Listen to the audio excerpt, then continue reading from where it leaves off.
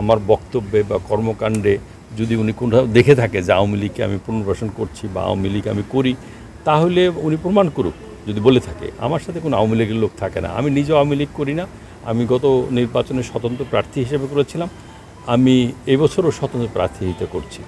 আর অতীতে একসময় হয়তো কেউ আওয়ামী লীগ করতো, তার মানে এখন তার সে আওয়ামী লীগ করে না, আর তার মানে তার রাজনীতি করার অধিকার তো আছেই। অনেকেই তো একসময় আওয়ামী লীগ করতে এখন বিএনপি করে, তো তারাও তো তার সাথে অনেক আওয়ামী লীগের লোক আছে। তো এইটা কোনো যুক্তি না। যুক্তি হলে পায়ে পাড়া ঝগড়া করে আমার কর্মকাণ্ডকে বাধাগ্রস্ত করা। এখন তো অন্য কোনো রাজনৈতিক দল মাঠে নেই আমি ছাড়া। আমি একজন স্বতন্ত্র প্রার্থী, আর দুইটা রাজনৈতিক জোট, কেউ মাঠে নাই। সব অ্যাটাক তো আমার পরে হচ্ছে। কেন?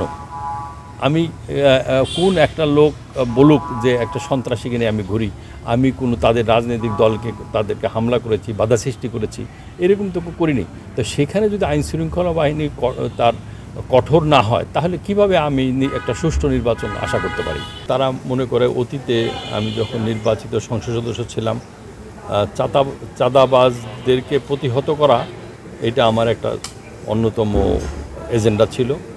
তারপর পদ্মায় নদীতে যে ভাঙন হচ্ছে, যে অবৈধ বালি উত্তোলন করছে, এটাও আর একটা আমাদের এজেন্ডা ছিল। এইগুলো নিয়ে আমি অতীতে কথা বলেছি এবং ভবিষ্যতেও কথা বলবো। তো এটা একটা কারণ। এবং তা আস্তে আস্তে আমার জনপ্রিয়তা দেখে বিএনপির নেত্রী নায়েবা ইউসুফ উনি ভীত সন্ত্রস্ত হন এবং উনি কিছু যুবদলের কিছু লোককে উনি নির্দেশ দেন যাতে আমার উপরে হামলা করা হয় বা আমার লোকজনের উপরে হামলা করা হয়। কারণ এটা আমি কীভাবে জানতে পারলাম, আমি তো সাধারণত বাজারে গেছি সবার সাথে কুশল বিনিময় করার জন্য। তখন আমরা যখন ওখানে দাঁড়াই, তো একটা মিছিল আসলো। তো মিছিল আসার পর আমরা চুপ করে একটা দোকানে দাঁড়ালাম, চায়ের দোকানে দাঁড়ালাম। তারা ইচ্ছে করেই আমাদের উপরে অ্যাটাক করার জন্য, তখন স্থানীয় পুলিশ ছিল, অন্য লোকজন তাদেরকে বাধা দেওয়ার পরে তারা কিন্তু যাচ্ছিল না। তারপর একটা স্টেজে যখন পুলিশ থেকে আমাদেরকে বলা হলো, স্যার আপনারা চলে যান।